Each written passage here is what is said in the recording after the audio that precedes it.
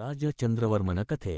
ಹಳೆಯ ಕಾಲದಲ್ಲಿ ಭಾರತದಲ್ಲಿ ನದಿಯ ದಡದ ಒಬ್ಬ ಸುಂದರ ರಾಜ್ಯವಿತ್ತು. ಅದನ್ನು ಅಮರಪುರ ಎನ್ನುತ್ತಿದ್ದರು. ಆ ರಾಜ್ಯದ ಉಝೇರಿನ್ ರಾಜ ರೂಲ್ ಮಾಡುತ್ತಿದ್ದನು. ಮಹಾರಾಜ ಚಂದ್ರವರ್ಮ. ಅವನು ಧರ್ಮಪರ, ಪ್ರಜಾಹಿತದ ನೋಟದಲ್ಲಿ ನಡೆಯುವ ಶಕ್ತಿಶಾಲಿ ಹಾಗೂ ನೀತಿರಾನು. ಅವನಿಗೆ ಇಬ್ಬರು ಮಕ್ಕಳಿದ್ದವರು, ಹಿರಿಯ ಪುತ್ರ ವಿಕ್ರಮ್ ಮತ್ತು ಕಿರಿಯ ಪುತ್ರ ಅನಂತ. ಒಂದು ದಿನ ಮಹಾರಾಜನು ಯುದ್ಧಕ್ಕೆ ಹೋದಾಗ ಅವನು ತನ್ನ ಮಗನಿಗೆ ಆಡಳಿತ ಹಂಚಿದನು. ವಿಕ್ರಮ್ ಧೈರ್ಯವಂತನಾದರೂ ಅಹಂಕಾರಿಯಿಂದ ಕೂಡಿದ್ದ. ಅನಂತ ಶಾಂತ ಸ್ವಭಾವದವನು, ವಿದ್ಯೆ ಮತ್ತು ತತ್ವಗಳಲ್ಲಿ ಆಸಕ್ತನಾಗಿದ್ದ. ಯುದ್ಧದಿಂದ ಹಿಂದಿರುಗಿದ ರಾಜನು ಕಂಡದ್ದು ಪ್ರಜೆಯಲ್ಲಿ ಮೂಡಿದ ಅಸಮಾಧಾನ. ವಿಕ್ರಮ್ ಅಧಿಕಾರವನ್ನು ದುರುಪಯೋಗ ಮಾಡಿದ್ದನು, ಹಣದ ಲೋಭ, ಬಲಾತ್ಕಾರ ಮತ್ತು ಅಹಂಕಾರದಿಂದ. ತಕ್ಷಣವೇ ರಾಜನು ಆತನನ್ನು ನಿಷ್ಕಾಸನ ಮಾಡಿದ್ದ. ಆದರೆ ರಾಜನ ಮನಸ್ಸಿಗೆ ಶಾಂತಿ ಇರಲಿಲ್ಲ. ಆತ ತನ್ನ ಅಧಿಕಾರವನ್ನು ಮುಂದಿನ ತಲೆಮಾರಿಗೆ ಹೇಗೆ ನೀಡಬೇಕೆಂಬ ಪ್ರಶ್ನೆಯಲ್ಲಿ ಗೊಂದಲಕ್ಕೊಳಗಾಗಿದ್ದ.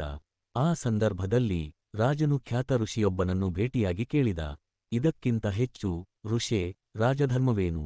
ನನಗೆ ನನ್ನ ನಂತರ ಯಾರು ರಾಜ್ಯಪಾಲನಾಗಬೇಕು ಎನ್ನುವುದು ಸ್ಪಷ್ಟವಿಲ್ಲ. ಋಷಿ ಉತ್ತರಿಸಿದರು, ಇದಕ್ಕಿಂತ ಹೆಚ್ಚು, ರಾಜನೇ, ನಿನ್ನ ಅಟ್ಟತನದಿಂದ ರಾಜನಾಗಿದ್ದು ಸಾಕಾಗುವುದಿಲ್ಲ. ಪ್ರಜೆಯ ಸೇವೆ, ನೀತಿ, ಧರ್ಮ ಮತ್ತು ಕರುಣೆ ಇರಬೇಕು. ರಾಜ್ಯದ ಪಾಲಕರು ರಾಜವಲ್ಲ, ದಾಸರು. ಈ ಗುಣ ಯಾರಲ್ಲಿ ಹೆಚ್ಚು ಇದೆ, ಅವನು ಶ್ರೇಷ್ಠ ರಾಜ. ಅದನ್ನು ಕೇಳಿದ ರಾಜನು ರಾಜಸಿಂಹಾಸನವನ್ನು ತನ್ನ ಕಿರಿಯ ಪುತ್ರ ಅನಂತನಿಗೆ ನೀಡಿದನು.